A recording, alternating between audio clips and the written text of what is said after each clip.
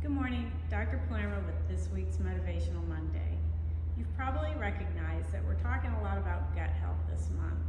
And when we talk about gut health, we have to talk about the microbiome.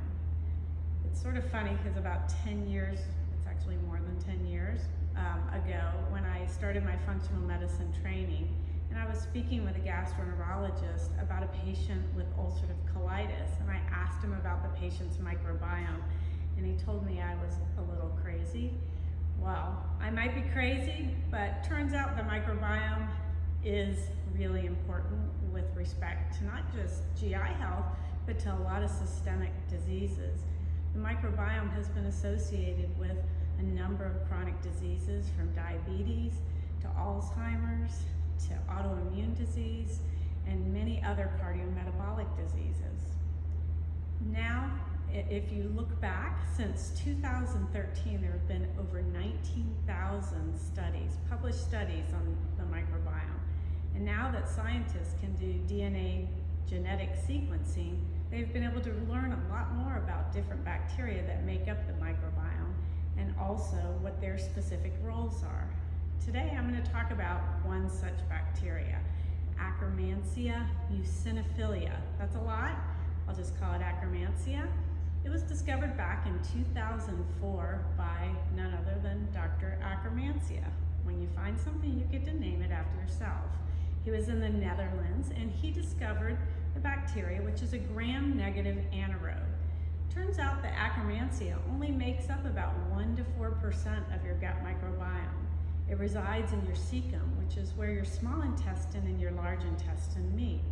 So you would think that 1 to 4% isn't that important, but they have now been able to find a number of significant medical benefits of Akkermansia. Turns out, as Akkermansia levels are high, your weight is low, and so it is very important for cardiometabolic health. Akkermansia's role is in ingesting mucin, which is a glycoprotein in the mucus layer of the gut. When it makes mucin, its byproducts are short-chain fatty acids, specifically propionate and acetate.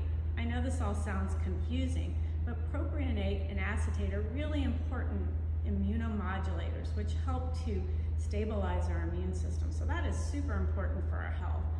More importantly, they feed other bacteria like Bifidobacter and Lactobacillus, which are really important for making another short-chain fatty acid, butyrate. Butyrate helps to stabilize our appetite, and it is very important for our immune health.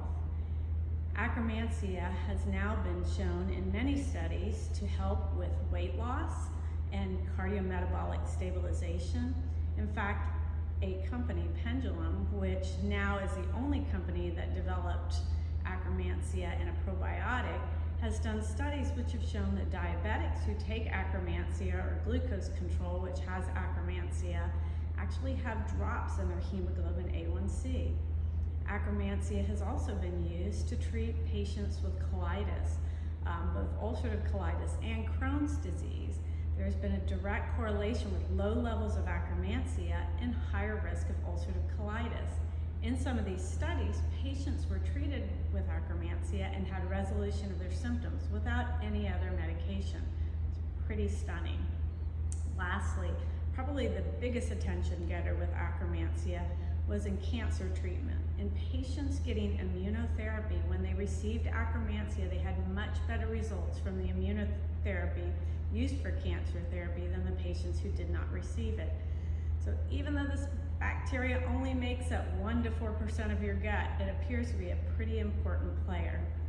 So you can take the probiotics from Pendulum, and that's certainly an option, but we really recommend that for people who have underlying medical conditions. So don't go out and buy this. It's actually a little pricey too. The best way to increase your Akkermansia is from what you do and what you eat. So I have right here things that Akkermansia likes to eat. So if you feed your Akkermansia and also have a healthy diet, then it's going to increase in your gut microbiome.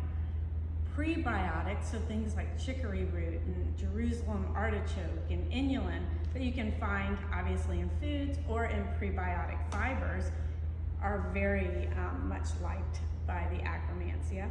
but Akkermansia also likes polyphenols. And there was some really interesting data that showed that we actually can't absorb or break down and use polyphenols without the help of our microbes, specifically microbes like Akkermansia. So all those colorful fruits and vegetables we encourage you to eat, your good microbes like them, and they get them into your system when they eat them. So things that Akkermansia likes, catechins like in green tea, things like garlic and leeks, pecans, walnuts, berries, lots of polyphenols, flaxseed. So these are all foods that your Akkermansia likes to eat, and by feeding your Akkermansia, it'll increase the amount in your gut, which will hopefully continue to promote good health. I will write an article on Akkermansia, so if you want to learn more about it, definitely check it out. That's all we have for today, and have a great